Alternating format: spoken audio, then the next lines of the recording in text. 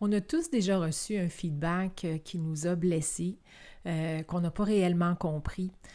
Sachez que pour obtenir un feedback qui va vous être utile dans votre développement, dans votre perfectionnement, il faut savoir demander le feedback. Alors, la première chose à faire quand on demande du feedback, c'est d'être précis dans la demande. C'est-à-dire, on ne demandera pas à quelqu'un comment tu m'as trouvé. On va plutôt dire j'ai tel élément à surveiller, j'aimerais que tu observes cet élément-là en particulier.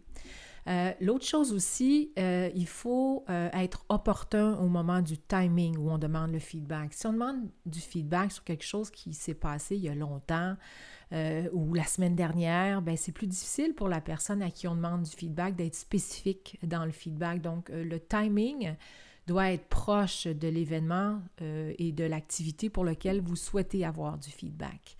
Troisièmement, souvent quand les gens nous donnent du feedback, on ne comprend pas vraiment l'incidence que ça a sur notre performance, sur notre prestation, sur notre impact. Alors, de comprendre l'incidence du feedback, c'est important. Puis, je dirais qu'il faut le demander. Okay? Quand on va recevoir le feedback, il faut qu'on puisse demander de quelle manière le feedback que tu me donnes a l'incidence sur ma performance, ma prestation ou ce genre de choses-là. Donc, il faut donc, en résumé, être spécifique, précis dans la demande, précis dans le timing et précis sur en quoi ce feedback-là a de l'incidence sur notre prestation.